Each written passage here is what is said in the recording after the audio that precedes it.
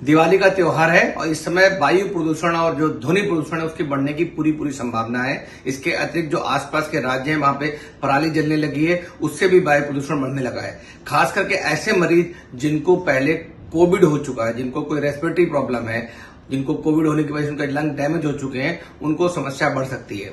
आइए जानते हैं ऐसा क्यों। कोविड जो है प्राइमरी लंग्स की बीमारी है।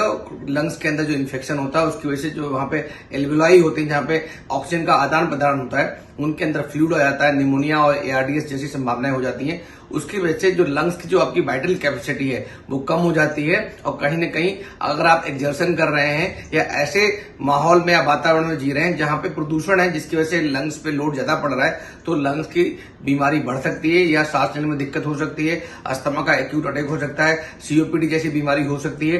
तो कृपया करके ऐसे लोग जिनको कोविड हुआ था और सीवियर कोविड हुआ था, इवन माइल्ड कोविड हुआ था, कहीं ना कहीं उनका भी माइक्रोस्कोपिक लेवल पे लंग में डैमेज हुआ है और लंग का जो एक यूनिट होती है उसको हम बोलते हैं एल्वियोलाई, जिसके अंदर ऑक्सीजन का आदान प्रदान होता है। और इसकी अगर डैमेज हो जाता है तो डेफिनेटली आपकी जो ऑक्सीजन कैरिंग क्षमता है लंग्स से ब्लड में वो कहीं ना कहीं कम हो जाती है। और ये देखा गया है कोविड के माइल्ड इन्फेक्शन में भी बहुत सारे लाखों की संख्या में एल्वियोलाई डैमेज हो जाते हैं। उसकी वजह से जो आपकी लंग्स की जो कैपेसिटी है ऑक्सीजन के आदान प्रदान का वाइटल कैपेसिटी है वो कहीं ना कहीं कंप्रोमाइज हो जाती है। तो उसकी वजह से आप अगर पॉल्यूशन में जाते हैं, दिवाली के पॉल्यूशन में एक्सपोज होते हैं या किसी और वायु प्रदूषण में एक्सपोज होते हैं, तो आपको लंग्स की बीमारी होने की संभावना बढ़ जाती है। आपको एक्यूट अटैक अस्थमा आ सकता है या सीओपीडी जैसी या ब्रोंकाइटिस जैसी या सांस लेने में दिक्कत जैसी परेशानियां हो सकती हैं। अक्टूबर और नवंबर के महीने में हम पहले भी कई बार देख चुके हैं कि इवन भारत में और कई अन्य देशों में भी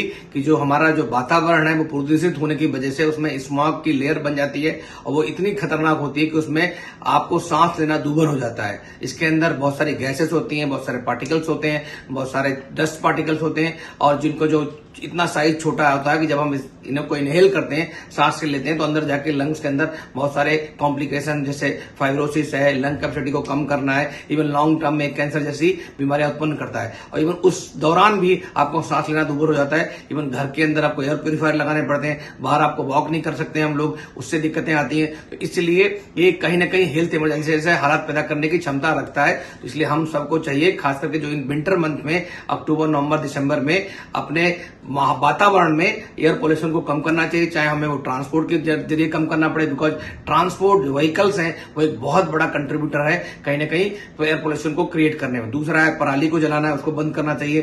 तीसरा है हमें दिवाली पे पटाखे यूज नहीं करनी चाहिए, ग्रीन दिवाली बनानी चाहिए। चौथा है जितनी भी आसपास फैक्ट्रीज हैं, जितनी इंडस्ट्रीज हैं जिनसे ऐसा धुआं निकलता है जो पोल्यूशन में कंट्रीब्यूट करता है, उन सबको बंद करना चाहिए, उन पर रोक लगानी चाहिए।